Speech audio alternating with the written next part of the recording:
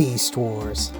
Running from 1996 and as late as 2001, this was my childhood line. Yes, I have a lot of nostalgia for the bombastic Generation 2, but this is the line where I started getting the figures myself. Because of this, Beast Wars will always have a special place in my heart, and I want to share that with all of you. So welcome to Beast Wars Backtrack. Hello everyone, and welcome to another Beast Wars Backtrack. I'm your host, Roz13, and today we are looking at the 10th anniversary version of Dinobot. Before we take a look at the figure, let's take a quick look at the box. So, we got the Transformers Beast Wars logo, the version that's associated with the 10th anniversary. In fact, there's the 10th anniversary logo. DVD included. In fact, it comes with Code of Hero, which, is there any other episode that you should include for Dinobot? Nah. It's one of the best episodes of Beast Wars in general, and a great one for Dinobot, though it doesn't go so well for him in the end. Or maybe it does, depending on your point of view, I guess. Anyway, we have a illustration of Dinobot on here. His deco in this is weird, because in some ways, they made him more accurate. The markings on the dinosaur are more accurate. The paint on the face and stuff is more accurate, though he still has in the toy, an actual head sculpt that doesn't really match his show model. But then there are other details, like these green markings on his legs and the blue inside the tail. That's not part of Dinobot. I don't know why they did that. Anyway, this is number 4 in the line because it comes with the 4th part of Transmutate, which, again, we'll get to that eventually. Trust me. On the back, we have product photography. We got the left arm of Transmutate. We got shots of Dinobot. And so there's the weird head sculpt I was telling you about. And it looks like they actually took off for the pictures of this. He has this little mutant mask thing that fold over his head. They removed those for this. The weird green bits in the blue, I don't get it. And blue eyes, I don't think he had that. Anyway, he has a bio.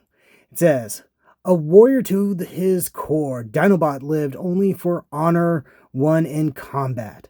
Disgusted by the greed and dishonesty of Megatron, and with a life debt owed to the Maximal leader, he joined Optimus Primal. Though Dinobot was never fully trusted by some Maximals, his strong honor code and philosophical nature led him always to the path of victory. He was one of many to fall in the Beast Wars, sacrificing his life in a heroic battle against overwhelming Predacon attack. So, yes, the bio pretty much kind of describes what happens in Code of Hero. Sad. On this side, we have description of the, basically, Beast Wars TV show.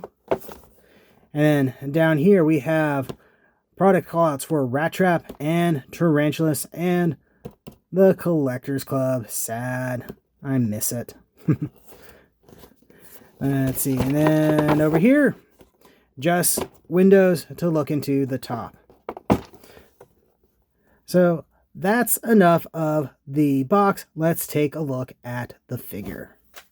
And here's old Dino Breath in his beast mode. And he looks pretty cool, but there is a big but on this. I don't know for certain, but I think he might be made from gold plastic. Yes, that gold plastic. I've had a couple of parts that have actually broke on him during the process of posing and filming this. So, buyer beware. And sadly, I think the original Dinobot might be made out of GPS plastic as well. I have one. I just I couldn't figure out where it was in time for this review. But that aside, he looks pretty nice, though the blue eyes are a little bit of an oddity, especially since they were trying to go for show accuracy. In fact, his paint scheme in general is kind of odd. Like, the overall dino stuff looks fairly accurate, but there's some other very odd choices that they made for this guy, and I, for the life of me, can't figure it out. The inside of the mouth is molded, or not molded, painted black instead of red, which I think the original was, and I think I probably would have preferred that. And his teeth are actually like metallic silver, which is kind of weird. But then again, he's got this whole metallic sheen thing going on it, which I guess looks very CGI, so maybe that's what's going on. And again, we have a Maximal logo tampoed on here.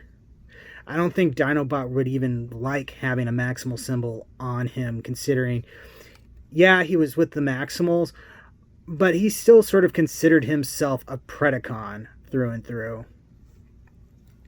You do see he's got visible robot leg syndrome and a little bit of a visible head syndrome thing going as well. There was a lot of sacrifices they had to make in order to make the transformation work. But using your imagination, you can look past that, I think. His tail is part of that weapon that he has, so it kind of rotates freely. There's no real good way to lock it down. Articulation wise, he's got, and I'm trying to be very careful here because all the joints scare me, he's got sort of a pseudo ratchet here that moves around. You can actually rotate it all the way around if you really want to. I'm just terrified to do so. All this plastic is terrifying me. I swear I'm seeing cracks like right in here on this too. He's got, oh God, why? He's got knees there. I actually went ahead and loosened one of these, and after I did so, like, some sort of dark colored plastic part fell out of it. So I think there's some sort of pseudo ratchet mechanism in there, and part of that has just completely snapped away. And then his little raptor arms are on ball socket joints.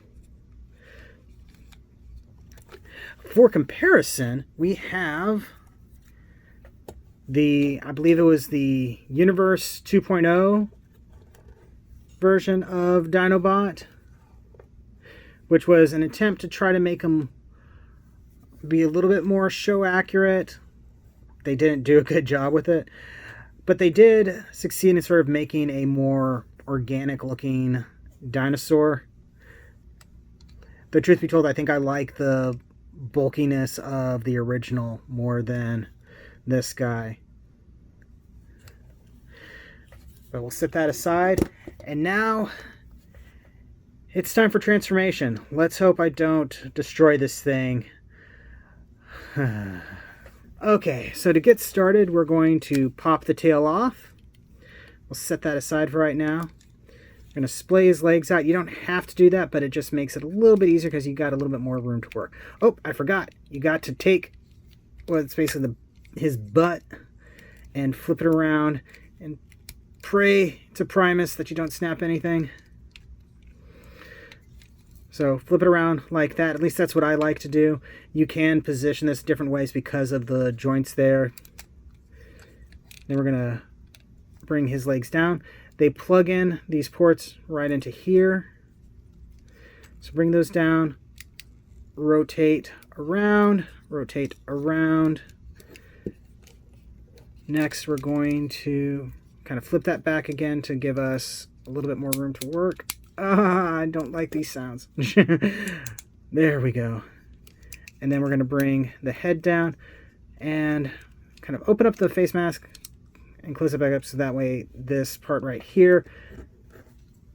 And now the feet. Yeah, so earlier when I was transforming this guy to get him ready for the presentation, this snapped off, just cleanly off. And yeah, that really looks like your sort of fracture from gold plastic syndrome. So I've gone ahead and there's a screw here So I've gone ahead and actually loosened this one up a little bit so that way it's not as tight. And I don't think I have anything to worry about on this one. I don't know if I'm going to be able to fix that. So it's going to be like that, and it may fall over a lot during the review. We'll just have to see. Next up, you can fold his legs up like that, or his arms.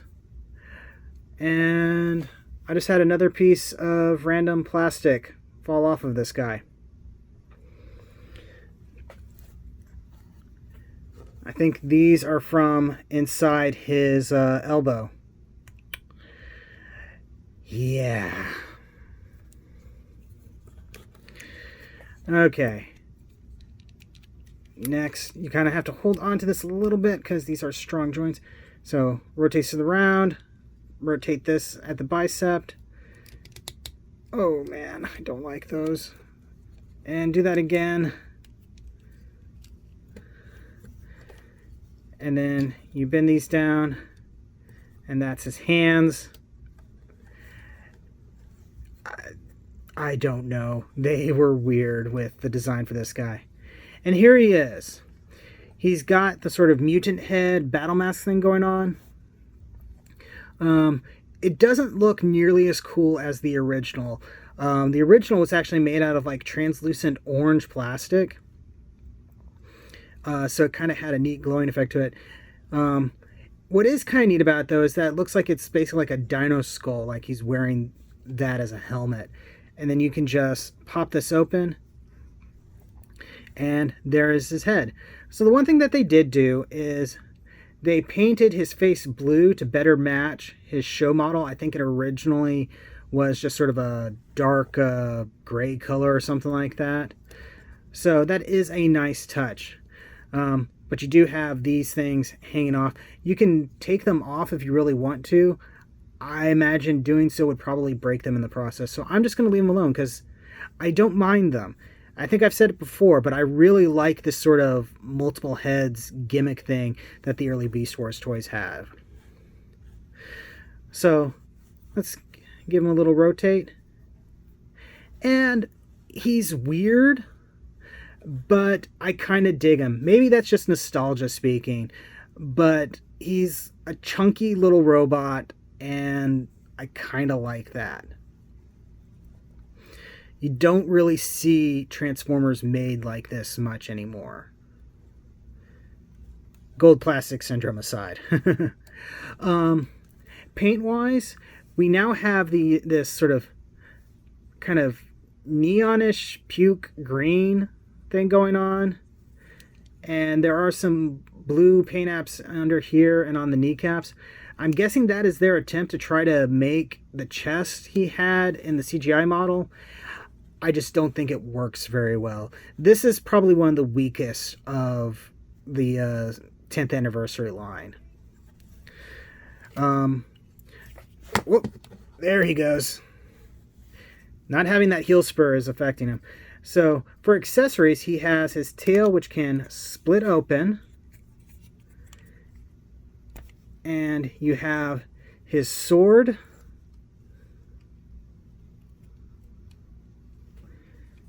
And then you can put this in his hand. And you have a little button here that you can push.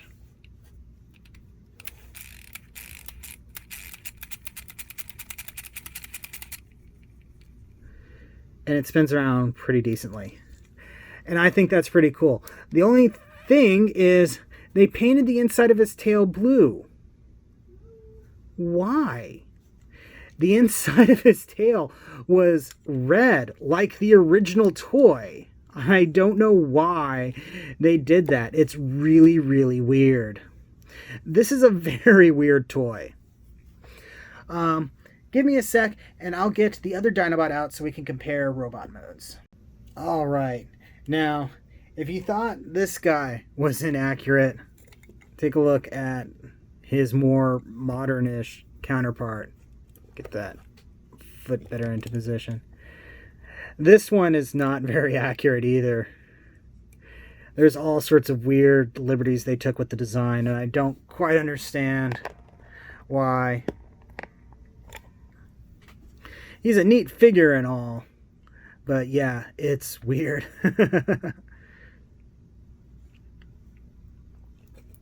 I use this guy as basically his Predacon representation in the Beast Wars display shelf. So we'll set that aside and go back to this guy. And it's time for the final thoughts on him. And the final thoughts aren't that great. The figure himself, like the original figure and stuff, is a fun little Beast Wars figure. This version of it, though, is very problematic. Maybe it's just my copy, but the plastic on it is practically falling apart, and it feels very scary to mess with. And I think after I'm done with this, he's going to go up on his shelf, and I'm not going to touch him much other than to pick him up and move him physically from place to place. I'm not going to transform him or anything again, I think. And that's a bit of a shame. So yeah, I can't necessarily recommend this version of him. He looks neat if you leave him alone, but the plastic, oh, the plastic, and it feels like it's going to break on me. So, sorry to end it on a bummer like that one. Maybe the next review will be a little bit better. But anyway, that has been a review. Thank you very much for watching. Don't forget to like, comment, subscribe, all that fun YouTube stuff. Check the description below for links to my storefront where you can get official shelf space t-shirts and more. And yeah, thank you again, and I'll see you the next time you invade my shelf space.